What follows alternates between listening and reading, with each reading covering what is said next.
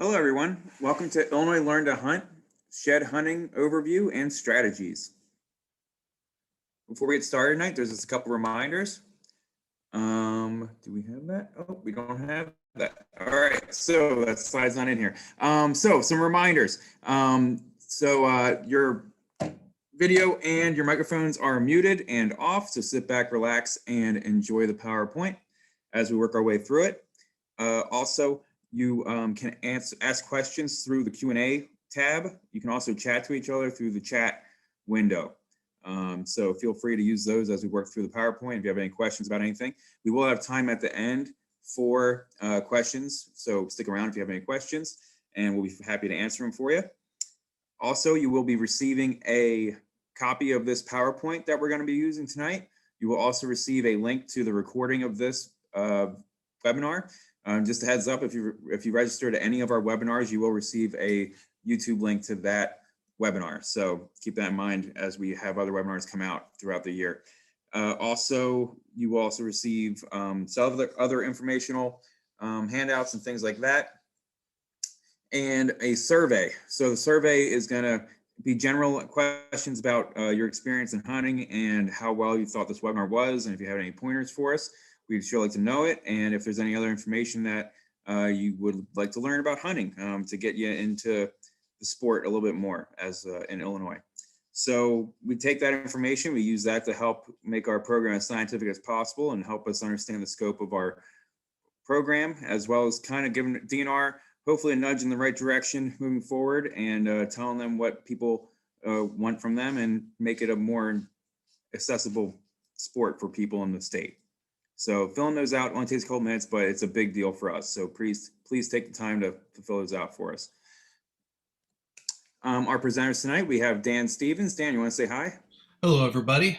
Thanks for joining us. Looks like we have an excellent crowd tonight. So thank you for spending your evening with us, and hopefully you learn something and take something away. So thanks. Awesome.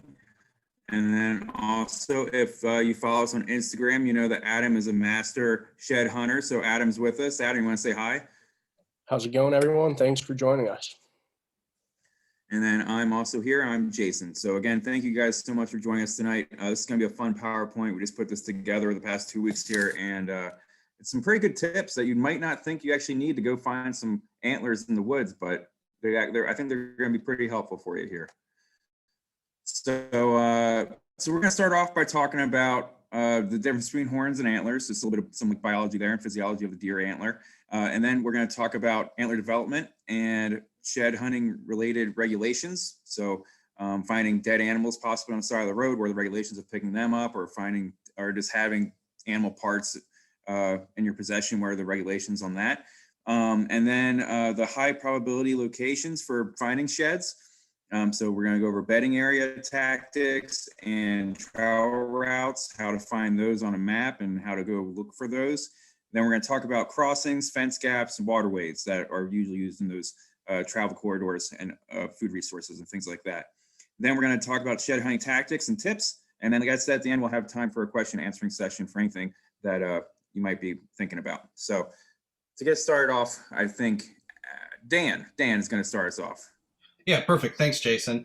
Like Jason mentioned, tonight is going to be a real overview of shed hunting strategies. And obviously, we've all been kind of cooped up indoors as we got pounded with some late winter weather the past few weeks. So we're always looking for, that next outdoor activity to partake on. And so, excuse me, with tonight's webinar, we hope to give you some tactics, some techniques, and some strategies so that you can make the most of your time while you're out shed hunting.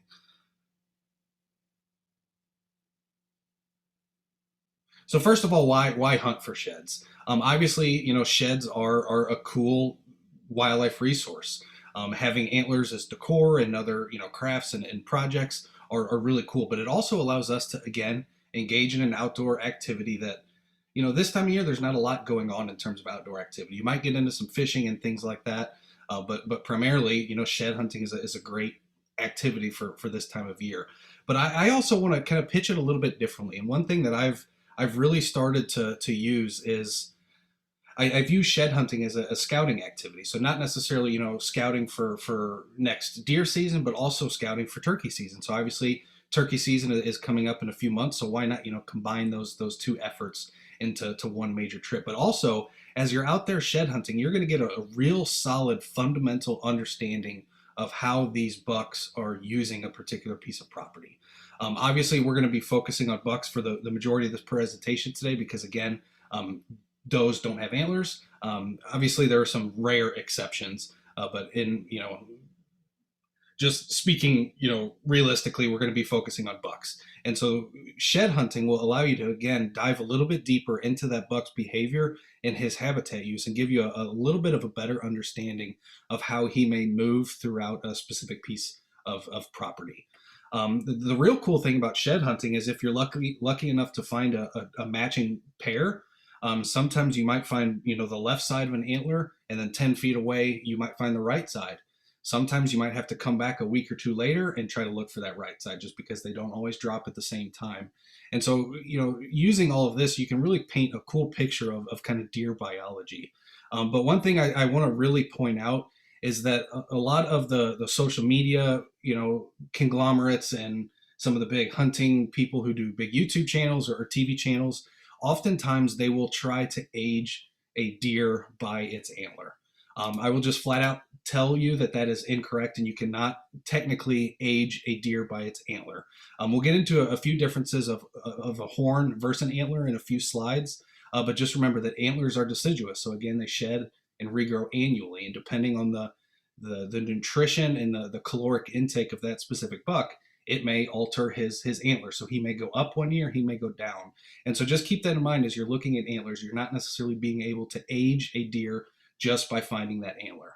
Now, one thing that you can do that is really fascinating, and if you're an avid shed hunter, it's kind of the holy grail, so to speak, and it's finding the same sheds from a buck multiple years in a row. And now that can give you a really good picture of the antler growth from that specific animal. And so there are instances where you can age, but again, it's not by just using that antler, it's just by tracking him over time.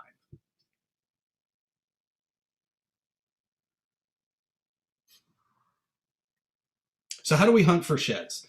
Certainly you can just aimlessly kind of walk through the woods and through some of the different habitat types and in hopes that you come across an antler or two.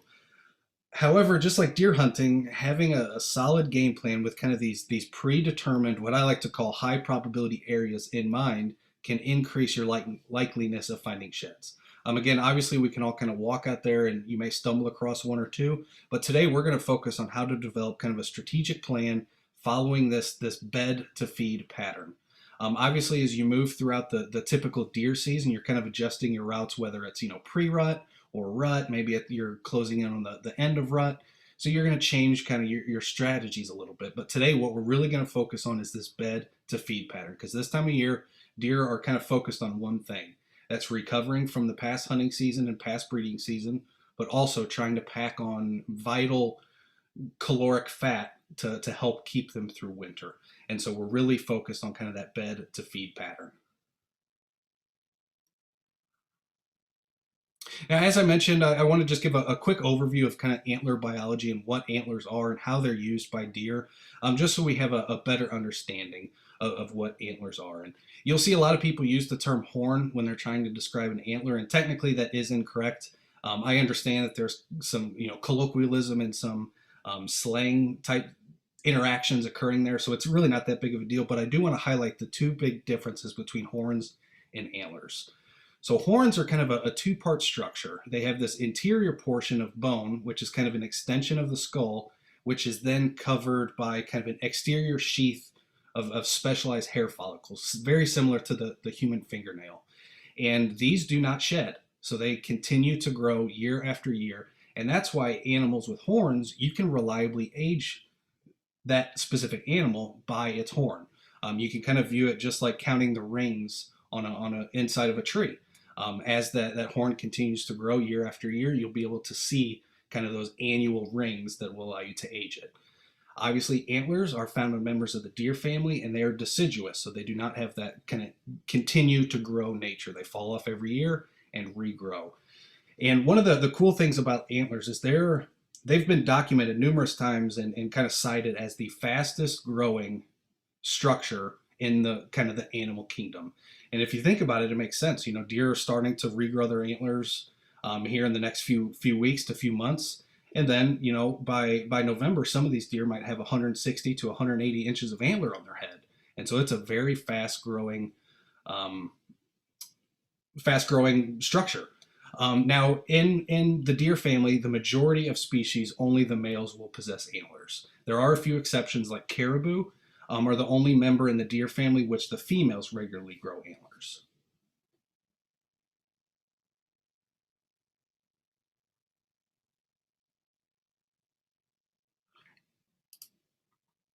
And can you transition the slide, Jason? There we go. And always there's one exception. Obviously, we don't have pronghorn in Illinois, but I always think this is a real cool species to kind of mention when we're discussing the concept of horns versus antlers. So pronghorn have neither true horns nor true antlers, but kind of this weird thing that's kind of in between.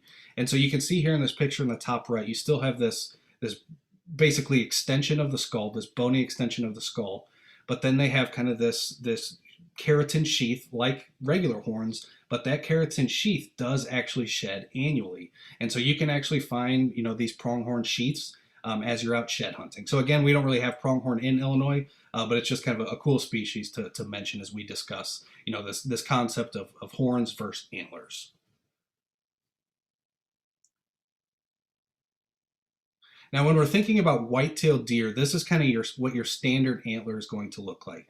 It essentially has kind of this one main beam with multiple points kind of emerging from that specific beam. As we'll get into a little bit later, obviously there's some nuances and some character there, and that's what makes antlers so unique and so cool, is how different they can all be from each other. But as we transition to the next slide, you'll see that mule deer, which again we don't have in Illinois, but mule deer possess an antler that is considered bifurcated. And so you can see these tines kind of fork off the main beam. So if you look at kind of this back tine on the deer's right antler, you can see how it kind of comes up off the main beam and then splits into two, making this kind of large fork. That is kind of what we call bifurcated or bifurcation of the antlers. Now, when you get really cool, this is actually a deer that I took a picture of on a piece of public land in central Illinois. And you can see his right side looks very standard Midwest whitetail. It's got that, you know, that main beam with the tines coming off of the main beam. But on his left side, he has this kind of unique bifurcation that is very similar to that you'd see in a mule deer. And so these are kind of all the reasons that make antlers so cool, is that, again, they're all unique. They're very, very, very rapid growth, and they're just a cool structure. So the last thing to kind of mention in terms of the ecology of antlers before we really dive into some of the strategic aspects of shed hunting is, what are the purpose of antlers? Why do deer possess these antlers? And kind of the main theory that a lot of the current research is supporting is that essentially it's a signal of male quality. So antlers are essentially thought to serve as a visual cue to females, telling that female that, hey, I'm a healthy individual, I have good genetics, and I'm the one you want to breed with. And so that's kind of the current theory as to why antlers exist. Now, obviously, they are used as weapons to fight amongst other males. They can be used to display dominance, but current research doesn't really substantiate antler size correlating with dominance. There's been a lot of research that looks at that, you know, does a bigger buck with bigger antlers, does that mean he's kind of the dominant buck of the area? And in many cases, that's not true.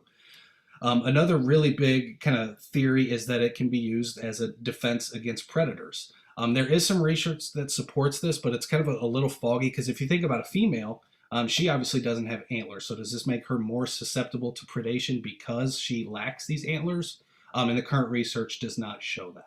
And so what the current research shows is that it's kind of a signal of male quality. So it's showing that that individual male has a certain level of fitness and a certain level of health and genetics that a female would look for to you know, produce her offspring with.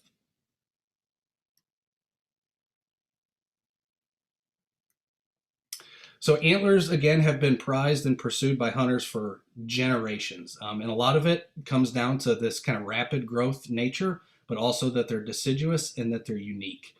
So when you're first starting to think about antlers, it's important to think about kind of the life cycle of an antler and the life cycle of a deer. So typically you're going to see the pedicel, which is kind of that bony extension that's kind of at the base of the antler. You will start to see those develop on the males at about 4 to 5 months of age. And many people will kind of reference this as a button buck. So if you're looking at a very young fawn buck, that's again between kind of 4 to 6 months, it'll look like he's got two little stubby, just kind of little stubby, nubs basically at the top of his head. And those are not technically the antlers yet. Those are that pedicel growing underneath the skin. Now, deer grow and shed antlers every year, and it requires a large amount of nutrients and a ton of energy. And that's why the health of a deer herd relies a lot on the nutrition that's available. Now, in Illinois, the easiest way to say it is Illinois is kind of a virtual buffet for a white-tailed deer. There is an abundant food source, whether it's oak and acorns and all these different browse that they have access to, or if it's the agriculture production. Obviously, that packs a lot of nutrients into feed. So deer in Illinois are certainly not suffering from a lack of nutrients in terms of their antler growth. So this is kind of the last slide before we dive into some of these more strategic aspects of shed hunting. And we'll quickly go over the regulations next. There's just a few things to keep in mind. But what I really want to highlight here is just kind of the life cycle of an antler and where we are in this time frame of this life cycle. And so obviously we're kind of in that weird gray area between winter and spring. And so by this point, a lot of deer have already started to shed their antlers. There are still instances where deer will hold them a little bit longer. But typically by kind of mid-March, the majority of bucks will have dropped their antlers at that time. So the antlers are shed by early spring, and the new antlers will pretty much immediately start growing directly in that pedicel. Excuse me. So if you look in this picture in the top right, you can see this buck has still got his velvet covering his antlers. And this velvet is very crucial to the way antlers develop. It's essentially a vascularized sheath that allows that bone underneath to continue to get nutrients, to get blood flow, so that it continues to grow. As that season progresses, and typically in Illinois, it's about September, mid-September, the majority of bucks will have started to shed their velvet, and they will turn into these hard, bony structures. At that point, the antler is pretty much dead for the most part, and that velvet sheath just starts to fall off because, again, it's dead. It doesn't need that vascularized tissue to continue growing. Now, during the breeding season is when the bucks have kind of the hardest antlers that they have. They'll often use it for, again, fighting with other males and establishing dominance. But again, it's kind of the indicator of their overall health and fitness to females. And as we kind of progress through fall, you'll start to see a few bucks start to drop antlers in kind of mid to late December. It's not very common, but it can certainly happen. I saw a couple bucks this year with just a single antler right around New Year's. So that antler and the pedicel connection will essentially start to weaken, and that's just going to cause that antler to start getting a little bit looser over time. And that's one of the big important things to think about shed hunting is if that antler is already a little bit loose, where might a buck experience some kind of jarring or some kind of animated head movement that might knock that already loose antler off. And so that's one of the tactics that a lot of shed hunters utilize is looking for fences, that deer have to jump over, because again, that'll cause that head to rattle and move a little bit in the hopes that an already kind of weakened antler will drop off. So we'll quickly go over some shed hunting regulations, and this is not anything like normal hunting regulations. I think we only have 3 or 4 slides on this, so we'll move through it rather quickly because there's not a lot to think about in terms of regulations, but there are a few things to kind of keep in mind. So shed hunting is defined as the act of trying to recover shed antlers, kind of basic, simple stuff. So the inedible parts of a white-tailed deer, this includes bones and antlers, may be held, possessed, and sold or otherwise dealt when legally taken in Illinois, or legally taken and possessed and transported from other states or counties, if they were found on private land or on some state fish and wildlife areas. Now, The big thing I want to highlight here is not every Illinois DNR property allows for the removal and the finding of sheds. Again, we are not with DNR, so we're just kind of passing along this information. I would like to see some of that opened up a little bit more in the future, obviously, but the way it's currently written is that Illinois state parks and state natural areas cannot be shed hunted. So you cannot remove sheds from those specific sites. So that leads all your state fish and wildlife areas and all those things that are still open. And again, you can consult with the site staff or the hunter fact sheets to make sure that you're legal to do it there. But as long as it doesn't have that state park or state natural area designation, you should be okay. Now, one thing I really want to mention is because when I first moved to Illinois, everyone talks about these big bucks that are kind of running around the Chicago forest preserves and that there's not a lot of hunting pressure there. So these deer just get, big, big, big. And so when I first moved here, I was like, oh, yes, I'm going to go try to shed hunt some of those forest preserve districts and see what I can come up with. Unfortunately, a lot of the city parks, nature preserves, forest preserves, and some of these other county parks do not allow shed hunting. So for instance, a lot of the Cook County Forest Preserve districts, you cannot legally shed hunt on those sites. So if there is some public, county or city land near you, I would contact that site staff or whoever kind of owns that piece of ground to ask if you can go out there and shed hunt.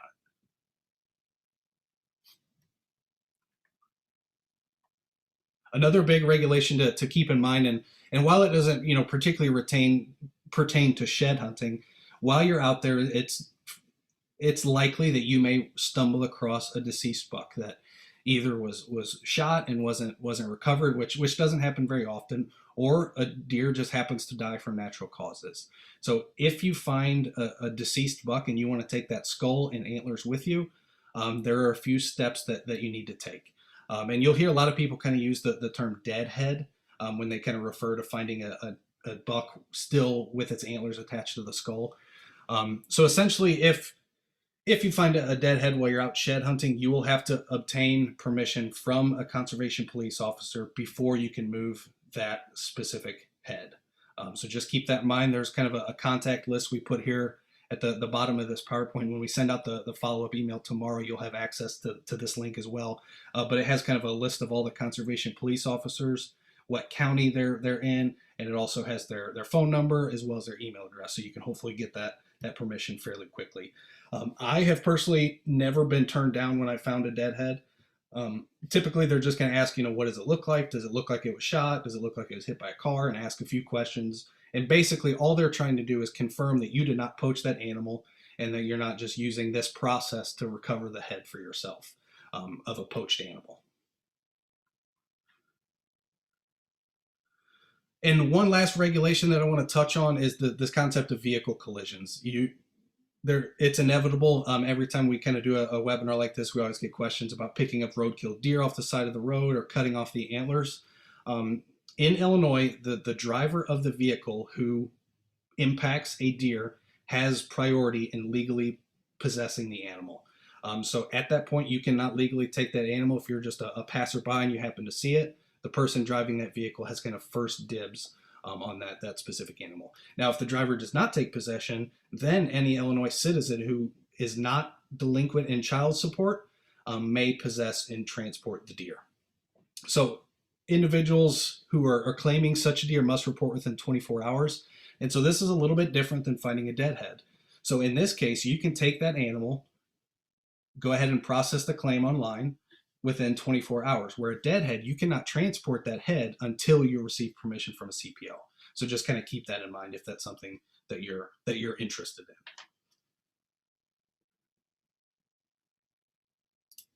Okay, but here we go. Now we're going to dive into kind of the strategic aspects of shed hunting. And one thing I like to kind of point out is we are going to be thinking differently than we are when we're hunting, where it's inherently different. We're not focusing on trying to predict where a deer is going to be at a certain time. What we're trying to do is figure out where he's been, and more importantly, where that specific deer spends the most amount of time. So kind of the overall goal of shed hunting is, again, trying to identify where he's been, where he spends the most of his time. And typically that's going to be in very discrete buck bedding locations. And so the next few slides that we go over, we're going to dive deep into some buck bedding habitats and how to identify them using topo maps and satellite maps. But I also like to point out feeding locations. Again, as I kind of mentioned earlier on, deer are trying to recover from winter. They're trying to build their fat reserves a little bit. They're still trying to recover from the breeding and the hunting season. And so they're still going to be feeding fairly regularly. And that's kind of the only thing they're doing at this time. They're essentially going from bed to feed, from feed to bed. And so if you can figure out where they're bedding and where they're feeding, you have a really good chance of stumbling across where that specific antler fell off. And that's why it's so important to keep that concept of where the deer spends the most of its time in kind of the back of your mind as you plan your shed hunt. Antlers fall off at any time. They can fall off on a Tuesday. They can fall off at 2 o'clock in the morning. And so you want to try to target those areas where he's spending the most time, so that hopefully you can, be in the right spot at the right time. Now, the best time to look for sheds is kind of right now. My favorite time to shed hunt is in about a week. I will start really focusing a lot of my efforts on kind of March 1st. And we'll get into a little bit why later on. But the big thing that I'm worried about if I were to go in a little early, I don't think you would be considered early if you went out right now. But maybe, 3 or 4 weeks ago, if you went out, chances are you'll educate that buck a little bit to your presence. He may start using a different bedding area. He may start, using a different transition zone or even a different feeding area. And so then you're kind of, left at square one. And so I like to wait until we're kind of at that point in the year where I'm comfortable that about 98 to 99% of all deer have dropped their antlers. And we're getting really close to that. And so the next week or two are going to be really good kind of peak times to get out shed hunting, particularly with the warmer weather that looks like it's coming, and that has kind of happened today. So that's when I like to target my shed hunting efforts, is kind of right at the onset of March.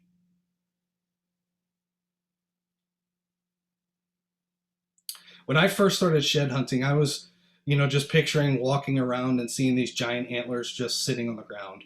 Unfortunately, that's not the case. And so this may seem a little daft and a little basic, but you really do have to train your eyes. And if you've been hunting for a few years, you've probably learned to train your eyes without even kind of realizing it. And so if you're out in a tree stand, you're not always looking for what, the face of a deer. Because if you do that, chances are you're going to miss things and you're going to start to strain your eyes. And so what I like to focus on is kind of using this soft eye approach. So it's just kind of letting your eyes relax, learning what the specific search image that you're looking for. So deer hunting, obviously I'm focused on movement. I'm not necessarily looking to see a deer's coat, through the thick brush. I'm just kind of using these soft eyes that allow me to have good peripheral vision and look for movement. And in this case with shed hunting, I'm not looking for an entire antler. If you do that, chances are you will never find an antler, because you're going to be so focused on what a whole antler looks like. And so what I'm looking for in terms of my search image is just a tine. And so as you start to get a little bit more experience, you'll start to see a tine looks nothing like a natural stick that's kind of sticking up in the woods. It's got a unique glare. It's got kind of a unique coloration as well as a unique shape. And so that's what I'm focusing on, is not looking for the entire shape of the antler, looking for that curvature, or looking for those tines. And when I'm kind of walking around, I like to look left and right in front of me, just kind of, a back and forth fashion. I know a lot of people will look way, way, way ahead of them. What I have found to be kind of the sweet spot is that 10 to 20 yards ahead of me. I find that my vision is still really reliable at that distance, but the further you get out, the more stuff just kind of starts to phase and kind of conglomerate together and really mess with your image a little bit. And so that's what I like to do, is kind of that 10 to 20 yard distance in front of me, and just slowly kind of pan left to right as I'm kind of walking. And I will mention, obviously, the hope is to find antlers, and the hope is to find big, unique antlers. The majority of the sheds I have found in my history have been very small, spike antlers, little fork-horn antlers, little 4-point antlers. And so don't always be, envisioning the biggest antler that you can kind of fathom. Very commonly, it's going to be a lot of these smaller antlers that you'll kind of start out with before you start diving into understanding where a lot of these mature bucks spend a lot of their time. One thing I like to do is this kind of as they lay concept. And so there's several groups on Facebook. There's also an as they lay Instagram hashtag where people just post pictures of as they lay. So they found a shed antler. They immediately, wherever they were standing, they take a picture and they post it. And I find those really valuable because it just, again, the more you look at these pictures, the better you're going to start to get at trying to pinpoint where these antlers are. So here we go. We're going to dive right into buck bedding areas and where we think bucks will be bedded this time of year. Because again, we're not focused on, rut bedding areas. We're focused on this late winter, what I like to kind of call late season still. They're still kind of using a lot of the same bedding areas they were in kind of late January. But this is not rut. So we're going to be focusing on these very specific late winter bedding areas. So what I like to point out is ridge point bedding is a huge bedding area in the late season. And we'll get into a few examples of that a little bit later on, as well as native warm season grasses. So these are kind of your prairie stands. I will say native warm season prairie grass stands are some of the hardest areas to shed hunt. Obviously, if you can envision walking through a 6-foot tall prairie and trying to find a little dinky antler that's kind of the exact same color as all that prairie grass, it can be a little bit difficult.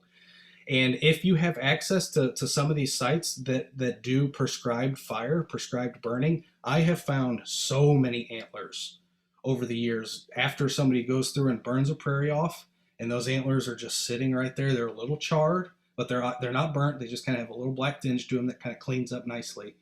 So that's a great technique too that I just kind of wanted to plug in before I forgot. So if you happen to see a prescribed fire going on at a public site, it may be worth checking out in the next couple weeks or the next day or so after that fire's out to look for those antlers. South-facing slopes are another big bedding area this time of year, as well as leeward bedding, which is kind of the downwind side of a slope, cedar thickets, and then sanctuaries with cover. But first, we're going to dive right into ridge point bedding. And if you've listened to some of our deer hunting or late season deer hunting strategies webinars, you're probably kind of familiar with this concept. But ridge points are, in my opinion, one of the most underutilized buck bedding locations by hunters. There's a fairly famous, I'm blanking, his first name is Dan. I'm blanking on his last name, but he's a writer for Realtree, and he really kind of popularized this idea of ridge point bedding about 10 years ago is when I think I first stumbled across it. But it's got some really unique benefits for a deer, and that's why bucks choose them so often. And a lot of it is just due to the way that landscape lays. And so if you're not familiar with topographic maps, that's kind of what you're looking at here. So these black or these brown kind of squiggly lines that are kind of snaking across the map are contour lines. So if you pick a specific contour line like this one that's kind of thicker and says 650, any single point along that contour line is going to be at that exact same elevation above sea level. So there's a few things to keep in mind with contour lines. You obviously have this big, thick contour line with the 650 in it. That's considered your index line. So that's going to, again, tell you the exact elevation. All these other kind of thinner lines are referred to as intermediate contour lines. Now, this specific map is at a 10-foot interval scale. So every line that you see is a 10-foot either increase or decrease in elevation. Now, the easiest way to try to figure out if it's an increase or decrease is, the best way to say it is contour lines are closed loops, okay? So they're a giant circle. You can kind of view it like a cross-section of a mountain. It's just everything is at that same elevation, and it's a closed loop. So these lines never intersect, and they always close. And so any line that is outside of that index line is going to be a decrease in elevation. And so you can see here at this top, right where the X is at this potential bedding location, you can see that's kind of a high elevation that kind of jets out right into this kind of draw or this drainage. Deer, especially mature bucks, love bedding areas like this for a multitude of reasons. One is that it gives them access to doe bedding. Doe bedding is very commonly on the side of this ridge. But two, it gives them a unique advantage to scent check behind them and in front of them. And so you can see with this primary wind direction coming out of the south, that's particularly when he's going to be using this bed. Bucks are very discreet in choosing their bedding locations. They're not going to choose a bed just because it's Tuesday. They're going to pick that bed because the wind is favorable for them in that specific bed. And so in this location with a southerly wind, this is a very common buck bedding area because, again, he can scent check anything behind him. So when he's laying in this bed, he's facing out into this gimlet branch drainage ahead of him. He's at the top point of this ridge that kind of jets out in, and he's just looking off into the distance. So anything that tries to come up from behind him is going to get scent checked. He's going to be able to smell them immediately, and he's going to be able to use some of his various escape routes to get out of there. Now, in front of him, we also have this concept of thermals. So thermals are essentially rising columns of air. So as the sun warms up the planet, it creates these kind of rising columns of warm air, because obviously warm air rises because it's less dense, cold air sinks. And so in this case, he's also able to scent check that entire drainage in front of him. Can you go back for just a second, Jay? Yeah, thank you. So he's able to also scent check anything in front of him because he has these thermals pulling the scent up that slope in front of him, and he has this prevailing wind pulling all that scent from behind him. And so he's able to sit in this specific, in kind of a ridge point bed like this, and he is in total solitude and total calm because he can scent check anything behind him, anything in front of him. And the way these ridge points are typically laid out, in this case, you can see he would also get a pretty good eyesight of anything that's coming from the east or the west, just because of the way that topographic changes as it drops off that ridge point.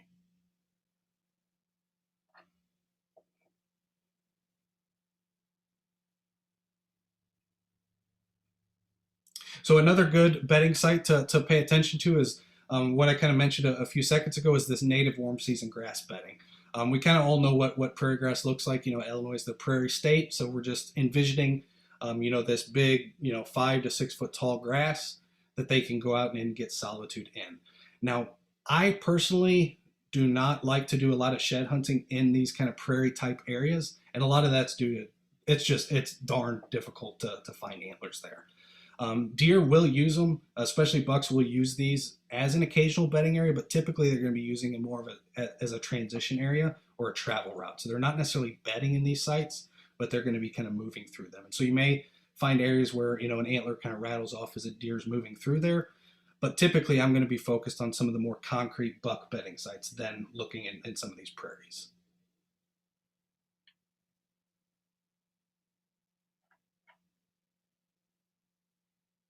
Now, south-facing slopes. This is arguably what I think is the cream of the crop, the most productive for shed hunting. If you get to a new site and you're interested in shed hunting, the first thing I always do is I'm going to go check every single south-facing slope, looking for antlers.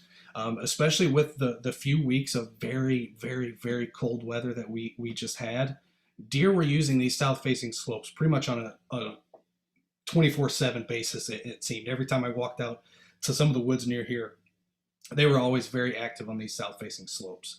And a lot of that is due to south-facing slopes essentially receive more solar radiation for longer periods of the day. Just the way they're oriented with the way the sun kind of traverses across the sky, it tends to get a lot warmer on these south-facing slopes. And so in periods of very cold weather and inclement weather and very windy conditions, they can get on these south-facing slopes that are going to provide a little bit more warmth than kind of that north-facing slope aspect. And so what I'm looking for is I'm looking for a fairly substantial slope that's got some amount of actual slope to it.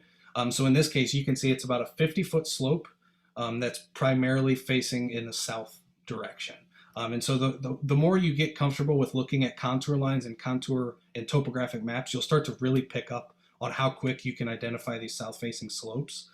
Now, in addition to south-facing slopes, east-facing, so if you go just kind of south on this specific map and you see this kind of east-facing slope just underneath the 50 feet, that's another good area to check as well, because east, it receives a little bit less sunlight than a south-facing slope does, but it still receives much more than a northerly or west aspect slope. So when I first start, I always like to check for south-facing slopes, east-facing slopes, and then ridge points.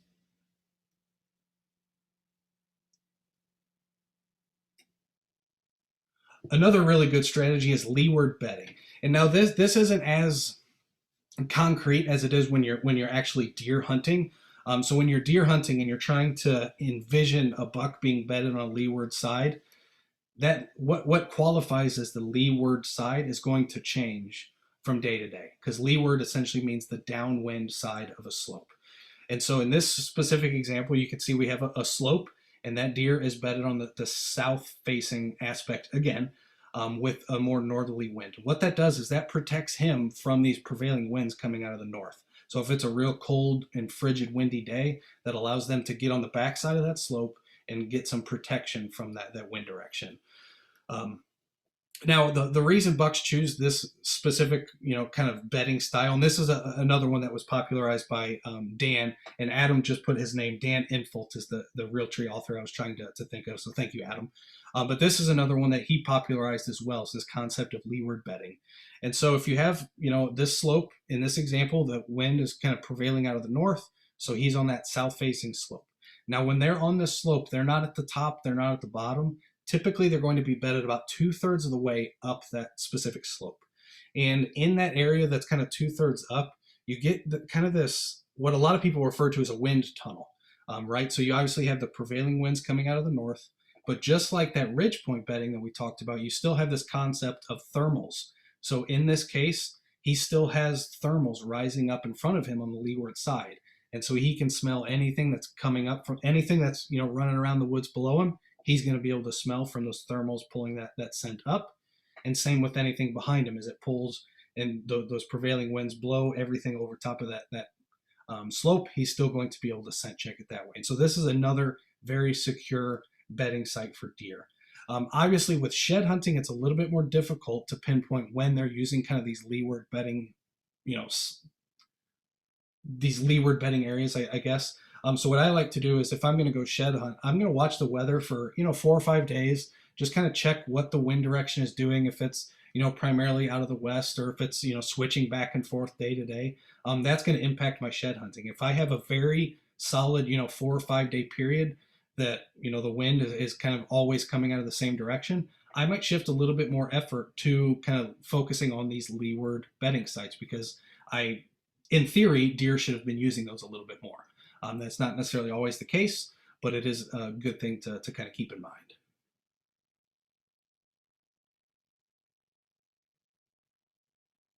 Another really common strategy and another place to look for antlers is cedar thickets. Obviously, cedars are very prominent on the landscape in Illinois, and they have a very unique tendency to block wind.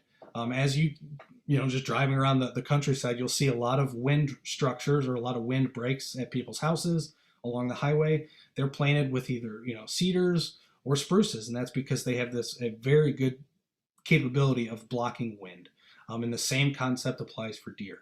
So they can use these as kind of a thermal bedding area to get out of the real windy conditions. But what I have found, and I will probably be checking cedar thickets in the next week or two, this past few weeks, with the amount of snowfall and the amount of other precipitation we got quite a bit of rain the other day after snowfall. They will use these cedar thickets very regularly to get out of those conditions. Cedar thickets are really good at blocking precipitation from hitting the ground, and so they can get in there, get hunkered down, get warm, and get out of the wind as well as the rain or snow. So I would certainly be kind of focused on cedar thickets the next week or two, and just kind of check those out. But another really unique benefit of cedar thickets is, if you ever tried to crawl or walk through one, there's a lot of really low-hanging vegetation that it's just kind of gnarly. It's very hard to walk through. All of those little branches that a deer has to walk through and his antlers touch, they all have the possibility of rattling kind of an already loose antler off. So I really like to focus on cedar thickets. Now, they may not be suitable for use if other bedding area is very prominent. But typically on Illinois, the deer population is so abundant that you're still going to have bedding activity inside of these cedar thickets. So I definitely recommend, trying to find these cedar thickets, and trying to get in there and see what you can come up with. And the next slide will give you a quick kind of tip on how to locate these cedar thickets. particularly on public sites if it's an area that maybe you're not familiar with, or it's a big site and you just haven't had time to kind of cover it all on foot. I like to use Google Earth Pro. So this is a free download. I know it's called Google Earth Pro, but it's not really a pro. It's just kind of a consumer grade product, but it's completely free to download to your PC, your Mac, or your Linux operating system. But what it has is this little feature here in the bottom left. You can see kind of a screenshot. It's what they call a wayback feature. So it allows you to look at satellite imagery from years past or even seasons past. And what I have found to be particularly fruitful is you can take that back until you find an image that kind of looks like this, that is after leaf off. The majority of satellite imagery, excuse me, you're going to look at is going to, is going to have lots of leaves on. So it's just going to look like this big blob of green, and it's very hard to see any features. But being able to take and go to leaf off, you can see just looking at this map, all of these green areas that are still prominent on this landscape, all of those green areas are deciduous trees. Or are not deciduous trees, are conifers. So they're going to be, your cedars, your spruces, and the occasional pine. And so when I'm getting to a new area and I'm just deciding, hey, I want to go shed hunt here, this is one of the first things I do is try to, pull up Google Earth Pro, go to a time image, a satellite image that has leaf off, and try to look for these, green vegetation that's still prominent. Because again, that's going to be your cedar thickets, your spruce stands, and your pine stands. And those are all going to be worth checking during shed hunting.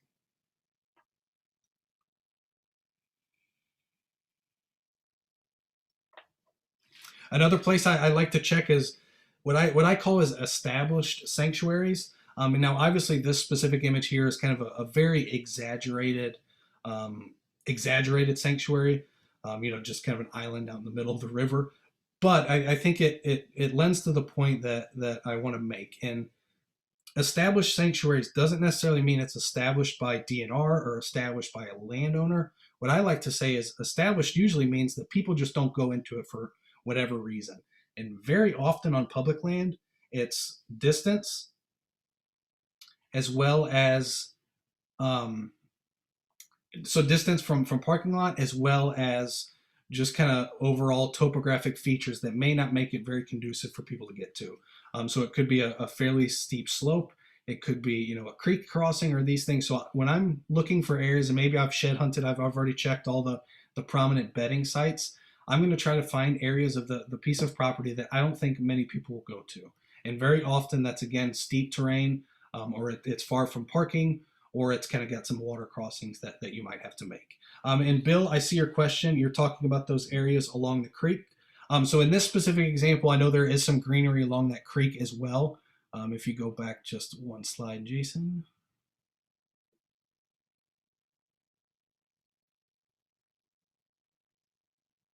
Yeah, so what I'm really focused on here is this top kind of section that Jason is highlighting right now with the pencil. That is, in this case, I know this piece of public property fairly well, and that's a very prominent cedar bedding area. And if you see this open field that's just kind of to the southwest of it, it's kind of this overgrown field, and you can start to see what looks like little trees starting to grow inside of that field. That's essentially cedars overtaking that old field. That field has just been left to let nature kind of take its course. They're not actively managing it right now. And so you can see those cedars starting to pop up in there. Now this specific leaf off image is a little bit old.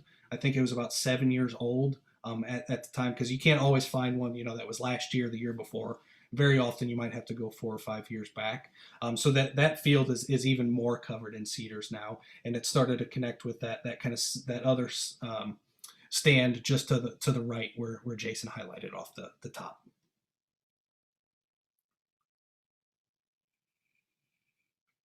But great question. Give me a second, Dan. I gotta get out of the annotation tool to go. Here we go. All right. Yeah, so you're drawing polka dots everywhere. I know.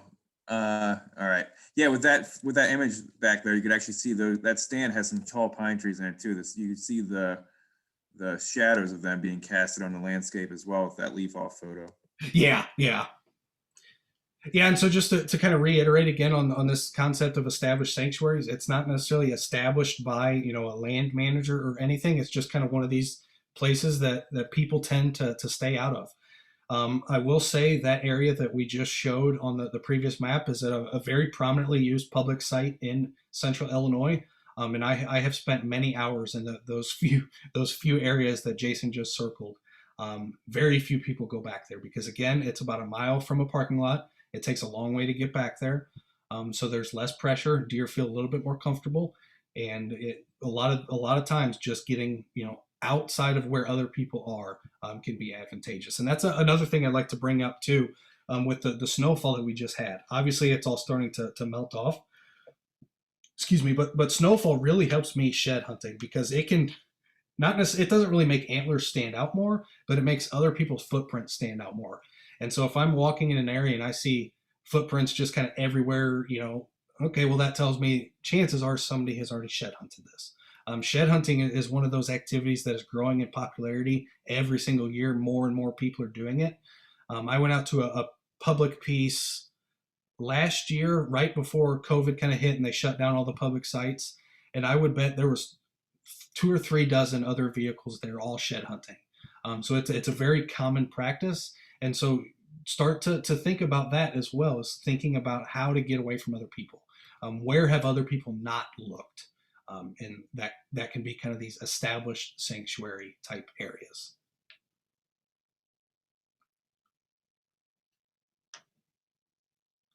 Now, this is arguably one of my favorite type of buck bedding habitat. Unfortunately, it's not the most common on the landscape, but it's this concept of oxbow bedding. And so you can kind of see this. It looks very, very, very similar to a ridge point bed, except it's not elevated. So it's kind of got this same unique, shape where it kind of jets out. They're using it with the wind coming from the mainland over their back. So in this case, a buck is going to be sitting on that point, very commonly looking into the river or the creek ahead of him. So the thermals are going to bring that rising scent up in front of him, and these prevailing westerly winds are going to bring any scent from anything behind him. And so in these areas, again, very good coverage. But these are, I think, crucial for shed hunting. If there's an oxbow on a specific piece of public site that you're shed hunting, I would go and check there pretty much right away. I'd start there in my ridge points and then south and east facing slopes. Because again, these aren't going to be very common, but when you do find them, typically it's going to be actively used as a buck bedding area. Now it's just a matter of, did that buck drop his antlers while he was in there? And if so, are they still there or did somebody else find them? But essentially this oxbow is kind of a bend in a river creek that kind of forms this bowl-shaped loop. And what I like to describe is it's basically an island that just hasn't completely disconnected from the mainland yet. So you can see, there's still a little bit of connection between that mainland, and deer only have essentially one entry point that predators can use. They know that the majority of predators are not going to cross water. So the majority of predators that they have to naturally deal with are going to be coming from behind them. And again, with that westerly prevailing wind, they'll be able to pick up on any scent that's coming from behind them. And so this is one of those areas that if there's an oxbow, I'm going to check it pretty much right away. Now, obviously, how often that river or that body of water is utilized is going to impact a deer's tendency to use a specific bedding site like this. But obviously, during the winter, not many people are kind of floating down and tubing on the Middle Fork River this time of year. So I don't think you have too much to worry about looking in oxbows this time of year.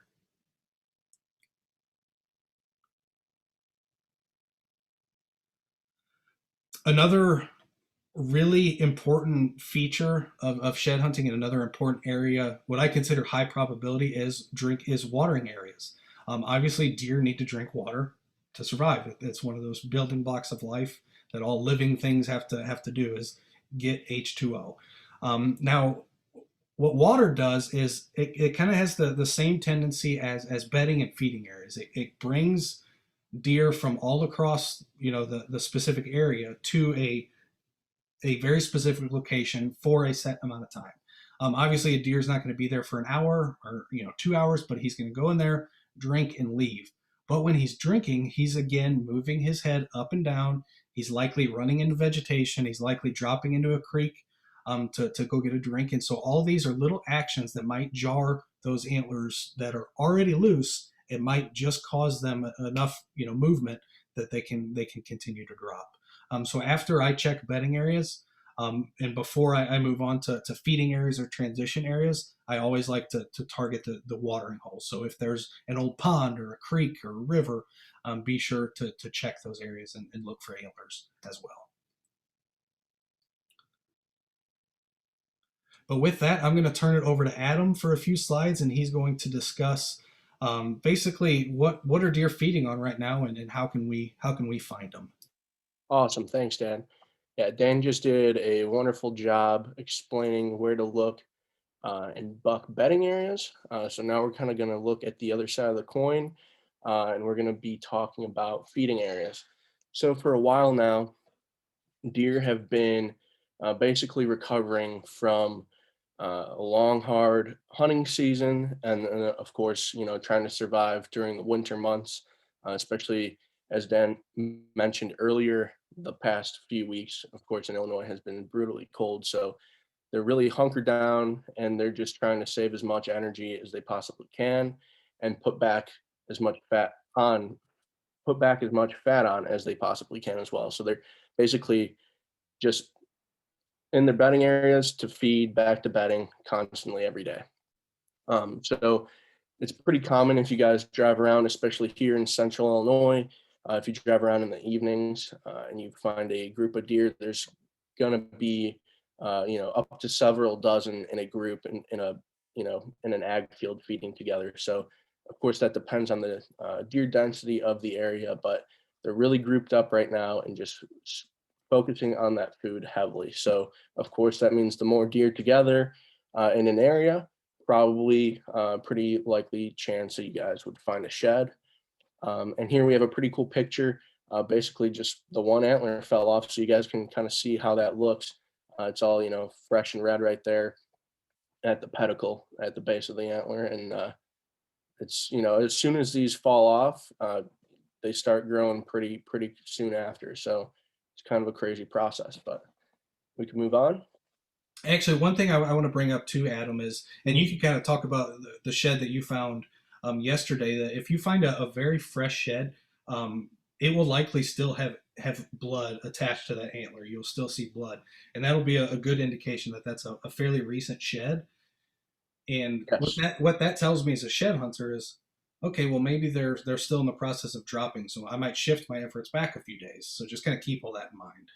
Yep. Yesterday was basically the first time that I went out, and yes, both of them I found. One was probably laying there a few days. It still had a little bit of blood on there, but one was very fresh. It looked like maybe even yesterday morning. So, and I went out in the evening time. So, yeah, I'm definitely gonna give it another week or two, like you mentioned before. March sounds like it's going to be the month this year. Just kind of looking at what some bigger landowners are saying and kind of what they are seeing on their trail cameras. Most of the bucks in at least central Illinois are still holding for the most part. So like you said, beginning of March is kind of going to be the prime time here. And but yeah, usually you can always still find antlers through the end of March, regardless of the area, just because there's not a lot of people that walk public land. So, and if there is a heavily pressured area, you just got to, like Dan said, find those spots that nobody goes back into, and you're definitely bound to find at least a shed or two. But kind of moving on to ag fields. So, if you have the ability to look in ag fields, if there's some ag fields on the private or public lands that you're walking, um, it's a very good spot. Obviously, deer concentrated on bedding and feed, as I mentioned here a few times. So it's super productive spot, and especially if it's a cut bean field or a winter wheat field, as you guys see in this picture right here. Pretty easy to find antlers from a distance. So I love carrying a pair of binoculars with me. Of course, I don't have the time to walk every little row, between the planted rows. So using a pair of binoculars and kind of, moving 100 yards at a time, glassing for a few minutes really helps out, just to see if you can notice that one, you know, uh, tine sticking up and catch a glimpse of an antler. So super useful tool there.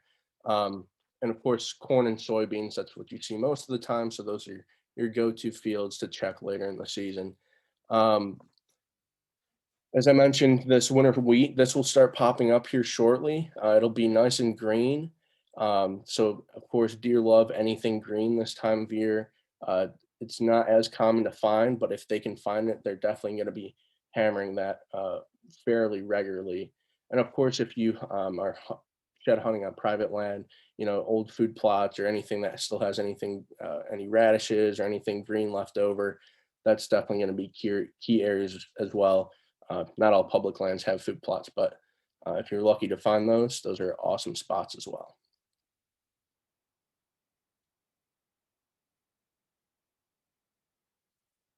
So finding sheds in a field. So looking in a cut cornfield can be difficult. Funny story actually that my buddy was just telling me the other day. When he was younger, he would carry a shed with him, um, an old shed that he found while he was shed hunting. So if he wasn't finding anything, he can, kind of toss it and practice looking just so he caught that, he got that, memorization. His eyes got used to looking for bones in the woods, and he just thought he would do it. And he was in a cut cornfield, threw it over his shoulder, and it was a pretty fairly big shed, he said, and threw it as hard as he could behind his back, turned around and looked for like 2 hours and was never able to find it again just because they blend in so well. So if you're walking cut cornfields, it's definitely helpful to walk with a few friends or family. Walk probably around 25 yards apart, just because they tend to blend in really well. So definitely, if you're walking cornfields, take your time, walk a little bit slower, uh, and stay patient. But yeah, don't drop your sheds or don't throw your sheds in cut cornfields because you might lose what you just found. But in cut bean fields, uh, they're pretty easy to spot, honestly, just because the stubble is so low, especially if they're sitting, right side up, like the one in the picture here. You can see that bright white tine in the sun, without any binoculars for the most part. Um, but then, of course, walk the edges of the fields. Deer aren't bedding in the field. They're coming out from the thick stuff. So, they might stand on the edge to make sure that the field is safe for a few minutes, turning their heads back and forth. So it might be a super, good spot to look there just because they have that time where, again, they're moving their heads left to right, up and down, making sure, there's no coyotes or anything. And you might get lucky and they might be right off the edge of the field. And make sure to check where the rutted up trails are coming to and from cover, which I believe Dan is going to cover here in the next slide or two. Um, and yeah, you can move pretty quickly during the or in the bean fields. Like I said, they're a lot easier to find. Um, but it's fun to go out there with friends and family and do it as kind of a family event. You can even kind of make it a challenge and see who can find the most. Um, but yeah, definitely fun. Get out there and check those fields because there's going to be some laying in there.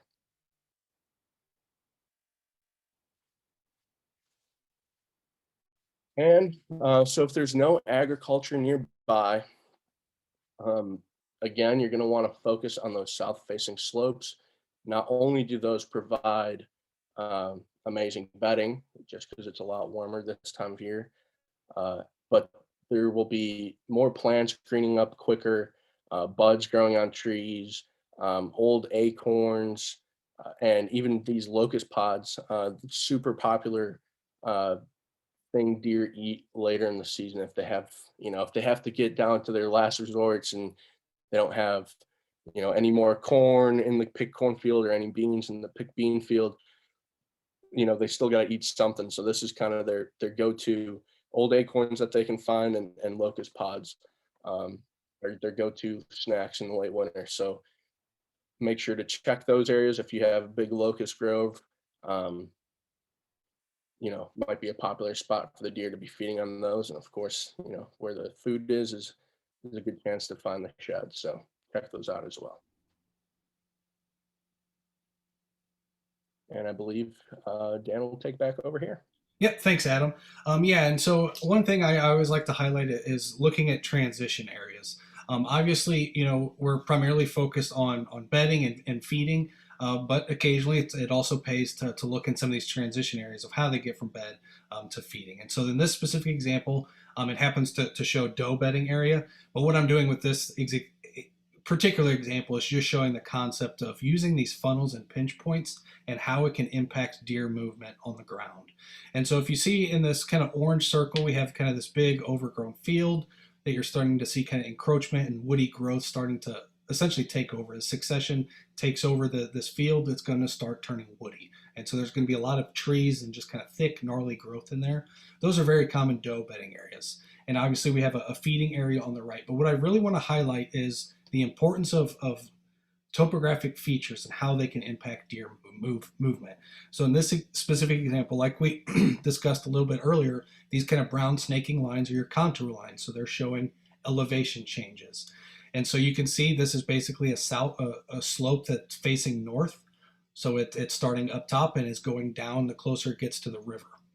And what this does is it creates a unique funnel. Deer are by nature very lazy. Similar to us, they like to take the path of least resistance. So they don't necessarily like to go up a ridge. They don't like to walk on kind of the side of a ridge.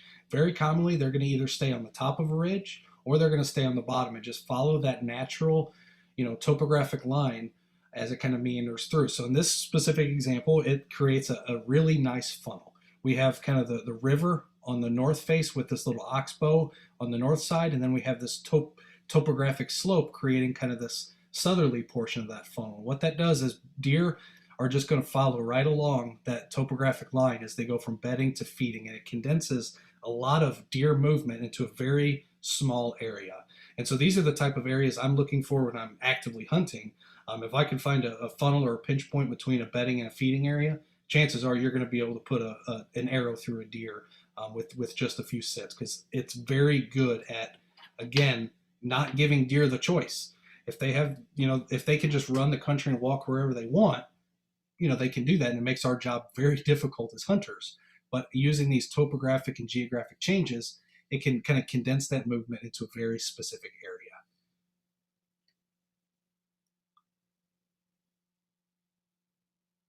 Another really important thing that I always like to check is I like to look for fence rows. Deer are by nature edge species. And so this concept of an edge species is, it basically refers to the intersection of two habitat types. And that's where deer spend a lot of their time, is in these kind of edges. And you'll learn, the more you kind of research wildlife ecology and wildlife biology, if that's something you're interested in, you'll learn that a lot of game species are what we call edge species. Pheasants, quail, rabbits, squirrels, turkey, by some extent, are edge species. They really like this transition area from one habitat type to the next. And so in the case of deer, very commonly it's, a timber stand next to a prairie. And so that edge is that intersection where a prairie meets the timber. And why that edge is so important is it has an increased diversity in plant community. And a lot of that is due to the avian community that's kind of using these areas too. So your birds, they're in there eating berries, eating seeds, they're pooping, which is then depositing the seeds on the ground, causing more growth. Also, these areas are typically getting more sunlight. And so these areas are very rich and dense in terms of their plant communities. And so that causes deer to use them a lot. But in the case of shed hunting, it also has another advantage in that they're very thick. And again, any little branch or things that kind of dislodge antlers is basically what we're looking for in a lot of cases. Back in probably the 1970s, and to some extent there are still a lot of people doing this. It's not legal in Illinois. It's not legal in many states. But I think it illustrates the point that I want to make is a lot of people used to create what they call antler traps. And so it's essentially a wooden structure that kind of slopes downward with kind of a big opening at the back. And they would kind of cover it in chicken wire. And what they would do is put bait inside of it in the hopes that a buck would go in there, start eating the bait. And if his antler's loose, it's going to get knocked off in that shed antler trap. Again, these are not legal to use in Illinois or in most states, but I think it illustrates the point to the same, is that now we're looking for natural areas that can produce this same effect. And some of these edges are so thick and so dense that any deer that walks through a trail is likely his antler is going to be hitting some kind of obstacles. But also, we have this concept of fence lines. Obviously, Illinois is covered in old fence rows. When a deer jumps over a fence, very common. There's probably dozens of videos every year that are kind of shared on Facebook of a deer jumping over a fence, and the second he hits the ground on the other side, poof, either both of his antlers pop off or one of them pop off just from that jarring action of jumping up and landing down. And so I always like to walk fence rows just to see, if you get lucky and it happened to jar one loose. So that's definitely another good spot to check.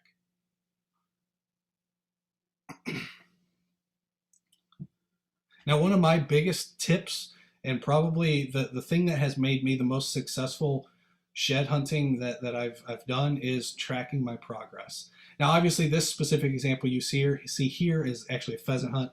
It's not a shed hunt, but again, I think it illustrates the point the same, is being able to record and track your progress to see what areas you've covered is very important. There's a lot of different mobile applications that can do this.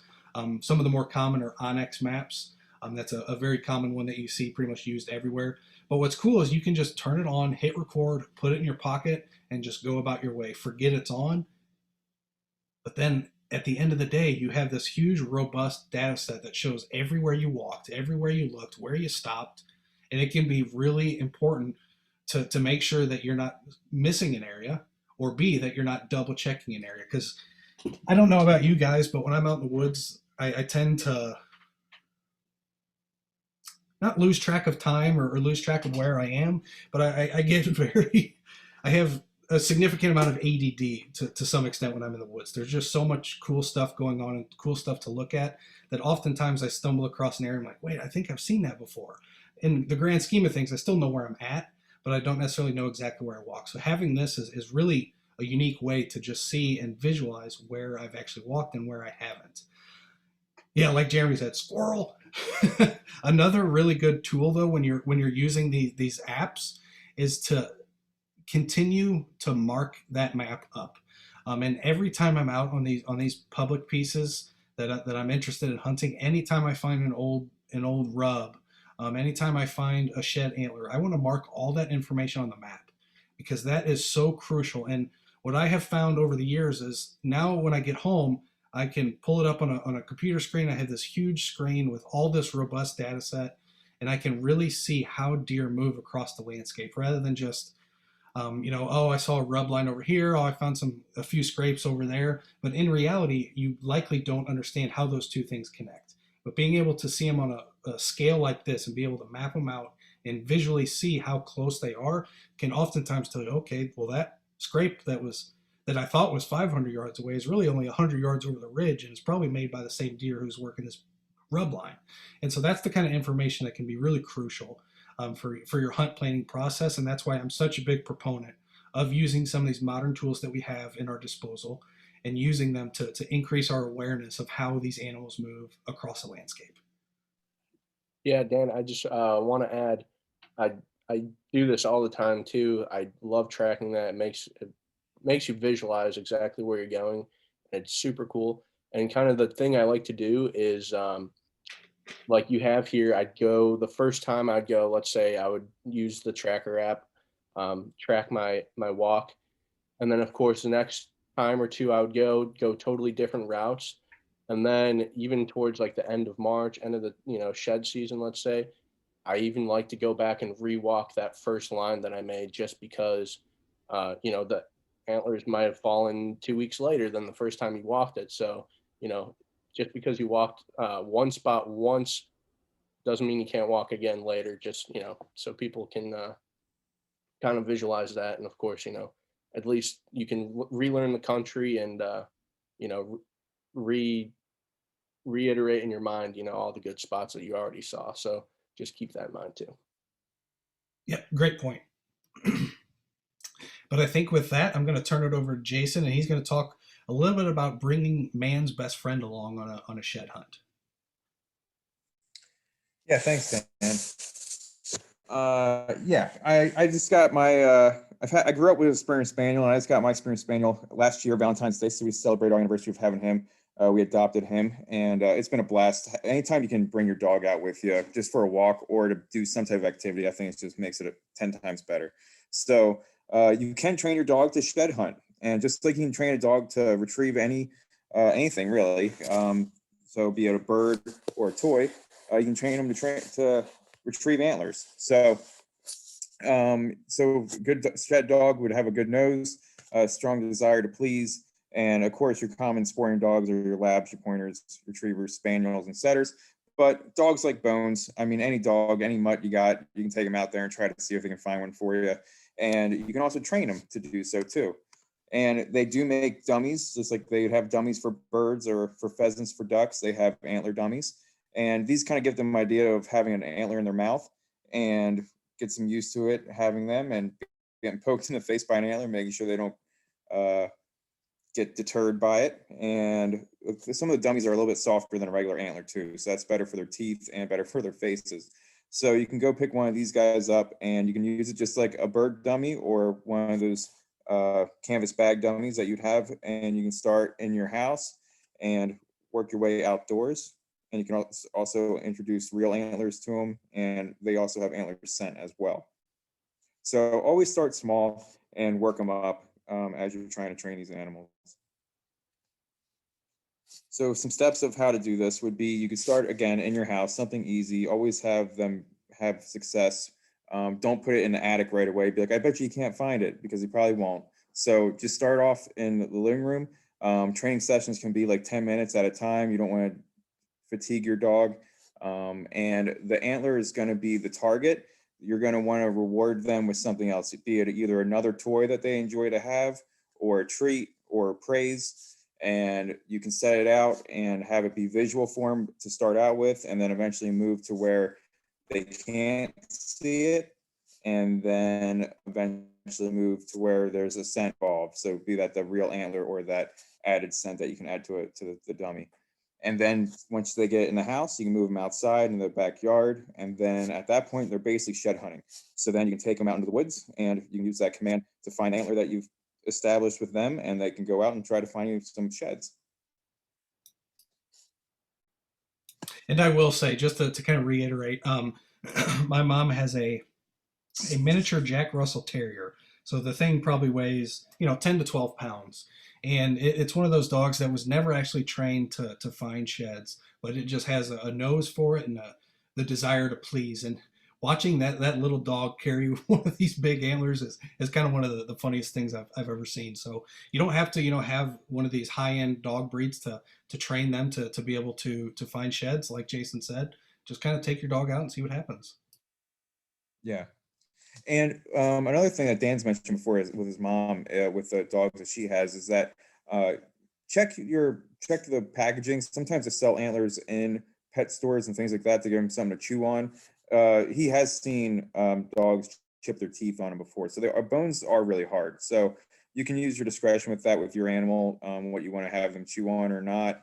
But if you want to go on a softer route, it might be a better idea, and just better vet bills and just pain for the dog, So having a softer chew toy over an antler or another bone might be a better option than having them chew on an antler. Yeah, that's a great point. And my wife is actually she works at a vet clinic, and one of the things she sees quite often is people using, antler chew toys, or just giving their dog a whole real antler. And very common, like Jason said, they're going to crack teeth. They're going to have, significant damage to their teeth.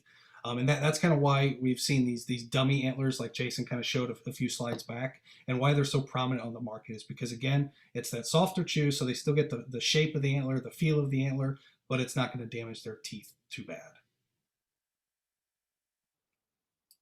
And then Terry asked, is it better to not use a bird dog? I don't think it would matter. I don't think it would matter. But if you've seen videos of animals, like you can see dogs where they're trained to retrieve each toy by a different name. Like you'd see a dog with all their toys laid out, and someone's like, go get your bear, go get your squeaker, go get your bone.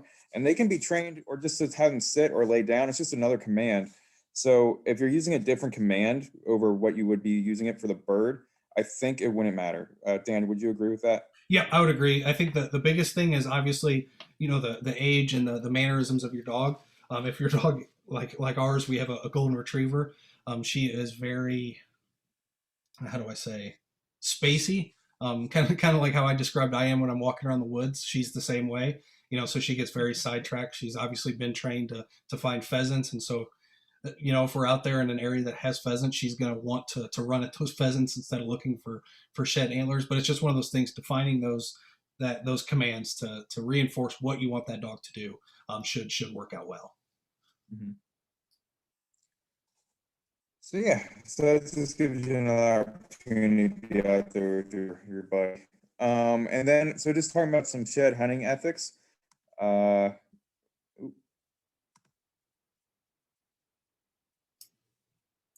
and so that's awesome. Your pit bull looks going out too. Hey, Jason, I think Yeah, your so talking about audio's cutting out. some shed hunting ethics. Yeah, go ahead. You got it, Dan. Your audio's cutting out pretty bad. So just kind of wrapping up, we just want to cover a quick few things to keep in mind when you're shed hunting. Obviously, late winter, early spring is the most difficult time for Midwestern wildlife. And so we don't want to be pushing and driving these deer all across the country. So just kind of keep that in mind as you're out there. And there's been a lot of documentation and research in the West, specifically in like Colorado, Montana, Wyoming, of how shed hunters have actually altered the natural migration routes for elk, for mule deer, and for a lot of these other big game species. And so in the West, you're starting to see very specific shed hunting regulations. I don't think it's something we're likely to see in Illinois or in the Midwest anytime soon. Again, things could always surprise you, but as of right now, there's not a huge impact on the deer herd. But out west, we're seeing huge migration routes that are really affecting the natural wintering grounds of elk and of mule deer, and it's becoming a great conservation concern. And so a lot of these states are starting to implement very specific shed hunting seasons as well as shed hunting regulations. And so if you are interested in going out west and getting that desire, that one antler that everybody wants, the big elk antler to put above your mantle, just keep that in mind, that you will need to look into those specific state regulations out west to just follow along those guidelines to make sure we're not impacting those herds too greatly. Another thing, pack in, pack out. We mentioned this at just about every single event we have. We are, as hunters, we are stewards of the landscape.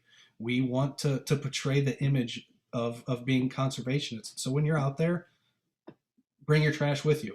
I've started to actually bring a small trash bag with me. I'm obviously not going to pick up, mattresses or things that people dump on public sites or anything like that, but I'll pick up, shotgun shells, beer cans, all that kind of stuff. Just, if you have the time and the desire, just kind of, again, clean up a little bit. But everything you pack in, make sure you pack out. And also share the woods. This time of year, there's going to be a lot of people hitting the woods, particularly in the next few weeks, as everybody is, still under, to some extent, coronavirus restrictions. And it's been a dark, dreary, cold winter for the past few weeks. And we're starting to get some warmer weather. There's going to be a lot of other user groups out there on public sites. Hunters are not the only ones that use them. Shed hunters are not going to be the only ones that are out there. So just keep that in mind, that again, it's public site. We all have access to it. So just be courteous and be a good human is the easiest way to say that. And one of the best parts about shed hunting is this: morel mushrooms. So obviously morel mushrooms are a huge desire for many people. I see we've got a few questions in the chat, so once I finish this slide, I'll address those. But this is probably why I'm not the best shed hunter in terms of actually finding antlers. I'm very good at finding deer beds and understanding deer behavior, but again, I kind of space out. And so a lot of times when I'm out there looking for sheds, I'm looking for elm trees. And elm trees are very notorious for morels. So very often you're going to find morels around elm trees. And so we put a few pictures here just to highlight kind of what you're looking for in an elm tree. There are a few species in Illinois. There's the slippery elm, the American elm, the winged elm, and I think one more I'm probably missing. But elms are characterized by this unique bark. And so if you look at this bark, you can see how it's kind of this platy kind of structure, but it's not necessarily peeling off the bark or peeling off the trunk of the tree like a shagbark hickory might be, for instance. But what's really characteristic is the leaves. Now, obviously, we don't have leaves on a ton of trees yet. They'll be coming here shortly, but the leaves are very distinct. And if you kind of look at just this overall shape, it kind of looks like this teardrop with a little kind of pointy edge at the tip. But what's really unique is that these leaves are what we consider doubly serrated leaf margins. And so if you look at the leaf margin, you'll see how there's kind of this toothy type serration on the edge of that leaf. Now I mentioned they're doubly serrated. So inside of that main serration, there's another serration. So it's kind of got doubly toothed. And you'll see that as you're out there looking for these elm trees. But another really good indicator of an elm tree is looking at the leaf venation. So you can see these veins coming off that main kind of mid vein of the leaf. You can see these fairly straight horizontal leaf venations. Those are indicative of elm trees as well. There's a few other species that kind of have leaf venation like that, but they won't have a bark that looks like this as well. And so when I'm out there looking for sheds, if I find, good stands of elm trees that are in fairly, moist to mesic soil, so not totally dry, but not totally swampy, I'm going to go ahead and mark those as well as kind of a suitable spot to come back in a few weeks and look for morel mushrooms. So keep that in mind while you're out there, that again, while shed hunting is kind of the goal, mix in some other activities. So you can mix in your spring turkey scouting, maybe some deer scouting for next year, as well as looking for some delicious spots to find morel mushrooms. But now I'll get to a few questions. So Thomas asked, is it earlier to see sheds on sunny or overcast days? That's a great question. And I think it really depends on, I hate saying this when we get questions that it depends, but so much of it really does. And a lot of it depends on how you're walking in relation to the sun. So some people will want the sun at their back so that when they're walking ahead of them, the antler's kind of getting that nice white reflection.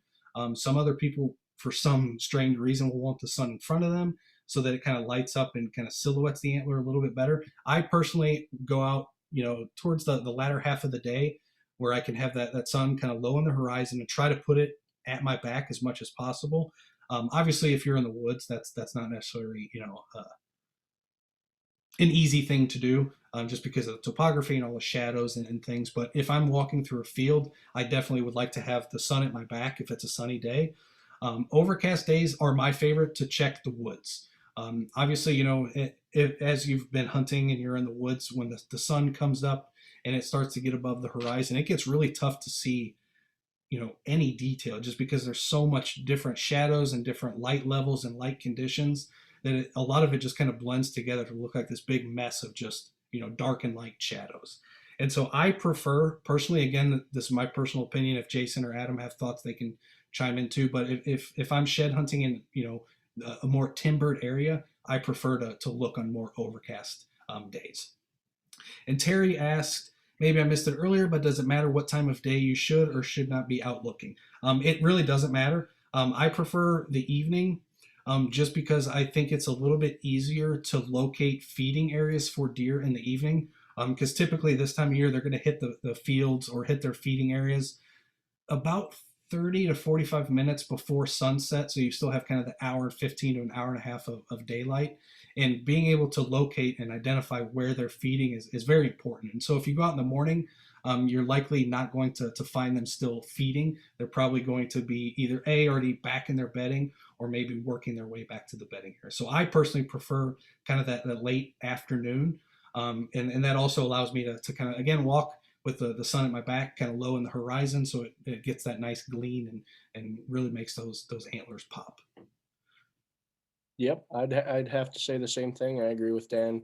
I always carry a pair of sunglasses with me too. If it's sunny, I always like it a lot darker or cloudier than a full, sunny day, just because that kind of puts a glare in my eyes and I just can't see as well, especially in the distance. So overcast days and then the evenings is definitely my preference as well. And with that, that kind of wraps up our webinar tonight. So I'll highlight a few of our upcoming webinars. We have a turkey hunting Q&A on Thursday. So if you're interested in turkey hunting and maybe you sat in on a few of our turkey calling webinar or our turkey 101 or turkey 102, and you just have a few more questions that you'd like to get answered before turkey season gets close, feel free to join us for that. We're going to send out an email to all registrants for that event tomorrow. to solicit questions. So you can either submit your questions ahead of time or you can bring them with you, and we'll kind of go through and answer those. On March 2nd, we have a shotgun overview, and we designed this webinar to basically be a shotgun overview for hunters. And so what we're really going to do is break down a lot of the metrics and the different numbers that you're likely to see when you're purchasing ammunition, or when you're purchasing your first shotgun, or when you're trying to maybe embark on a new type of hunting. Maybe you've been deer hunting with your shotgun using slugs, but maybe now you want to try waterfowl. Is that gauge going to work for waterfowl? And so we're going to take it from the perspective of shotgun overview for hunters. So I think that's going to be a really fun webinar. So if you're interested in that, feel free to join us on March 2nd. Tomorrow is our planning day for our next round of webinars. So you will likely see those start to be advertised probably next week. We'll have a lot more coming up in March. Probably 5 or 6 more will be added for the month of March. So if you're interested, stay tuned to all of our various social media channels, and you can see that there.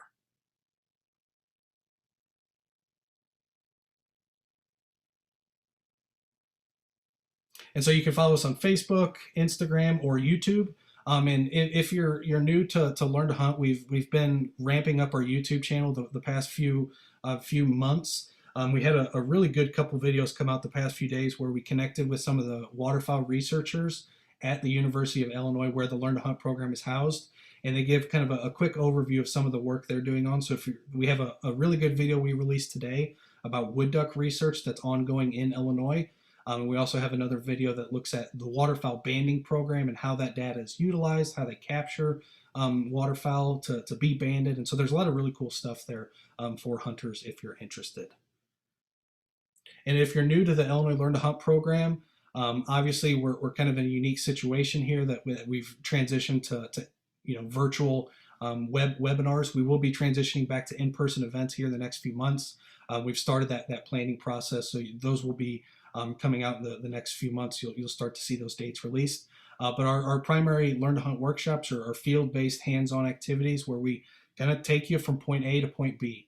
So we'll start with the very basics of what regulations we need to follow, what licenses, what equipment, and then we'll take you through all the necessary steps and get you hands-on with firearms, with archery equipment, as well as kind of the post-processing. So after you harvest your animal, how do you break it down and get it ready for the freezer and ready for human consumption? So if you're interested in that, again, we'll be hopefully having those events in the next, I would say, 2 months pretty easily. So just stay tuned to all of our social media channels for that. With that, I see one more question that we have from Thomas. And Thomas asks, as far as hunting near drinking areas, are you looking for sheds in the water or on land? And like Adam mentioned in his comment, usually on land, but you never know, they could have fallen off in the water. I've actually found a couple deadheads recently. Well, not recently, it was 2 years ago, I guess at this point, but found a couple deadheads in the water. So that can be fairly common too.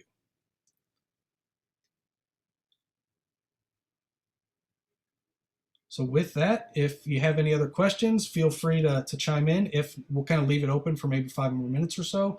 But if not, thank you all for joining us tonight, and we appreciate it. Oh, one more question from Terry. When and how did you say the PowerPoint info would be available? So we will send out an email likely tomorrow at about noontime. You can kind of expect that, but it'll have a link to the recording of this webinar as well as the full PowerPoint. So we'll put in a PDF version so we can email that without the file size being too big. So you should receive that tomorrow, probably around noon, I would expect.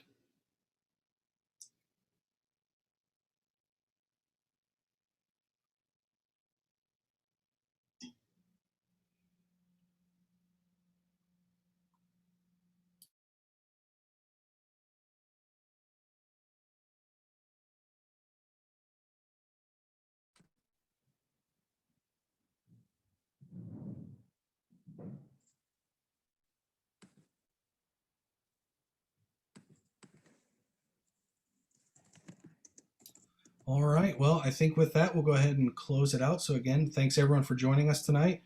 We hope you have a wonderful evening. And if you have any questions in the near future, feel free to reach out to us on Facebook, Instagram, email, and we'd be happy to get back to you as quick as we can. So thank you and have a wonderful evening.